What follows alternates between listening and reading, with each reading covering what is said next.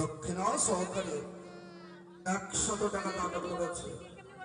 তাই দান সম্পর্কে কোনো জ্ঞান অর্জন করতে শিখেনি, তাই 100 টাকা দান করেছে। তাই আমি মায়ের কাছে কামনা করছি, অবতীর্ণী জগৎ জননী মা, নাবালক শিশু সন্তান 10-এর সামনে 100 টাকা করেছে দান, যেন লেখাপড়ায় সুশিক্ষিত হয়, মাতৃ পিতৃভূমি যেন উজ্জ্বল করে রাখতে পারে, এ বলে কামনা করে ভক্তের দান মায়ের যুগলে চরণে আমি নিবেদন করে দেব। তাই কি বলেছি, ময়ূরা ময়ূরী শোনে, নৃত্য করে ঘনে ঘনে, কামধেনু পরিল খুশি। আচ্ছা আচ্ছা, বুঝতে পেরেছ? ভোলানাথ ওই যে ময়ূরের নৃত্য দেখে উন্মাদ হয়ে পড়েছে, উন্মাদ হয়ে তার কাম্মান নিক্ষেপ হয়ে গেছে।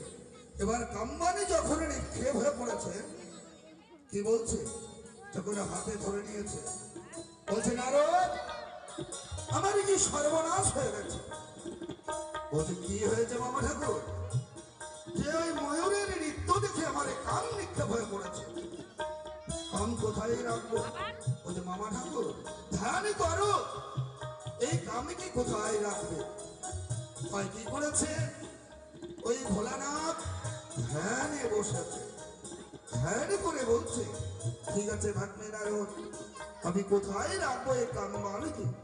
এবার পাইয়া মশাটা চলে চলে নই পথের পার,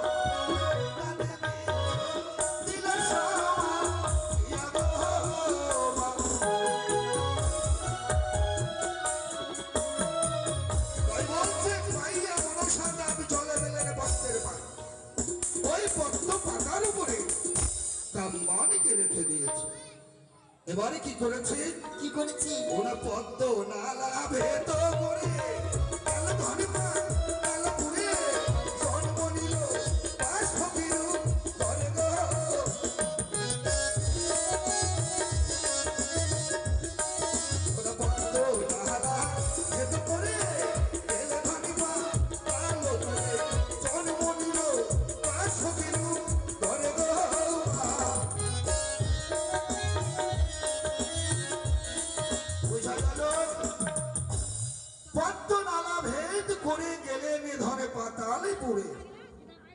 জন্ম নিলেন বাসুকী নাগের। এবার বাসুকী নাগের কাছে জন্ম নিয়েছেন। তাই ভোলানাথ বলছে, এবার কি বলছে, বলি পাতালের বাসুকী যারা একাদশী করে তারা, তাই তারা শ্রীরামক হৃদয়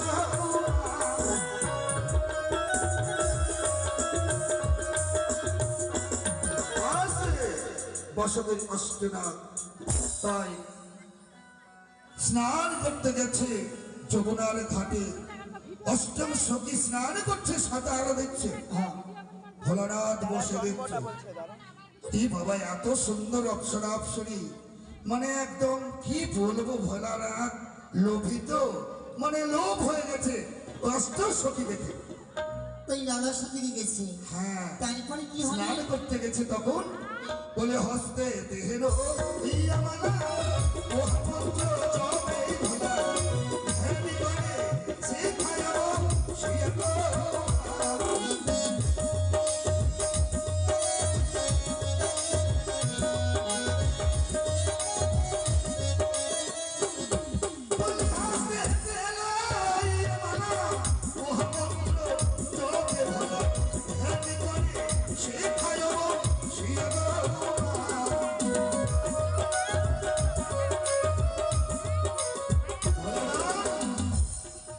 মালা নিয়ে ধ্যান করছে, ধ্যানে যোগকে দেখতে পাচ্ছে। কি দেখতে পাচ্ছে? বলি ধ্যানে যোগকে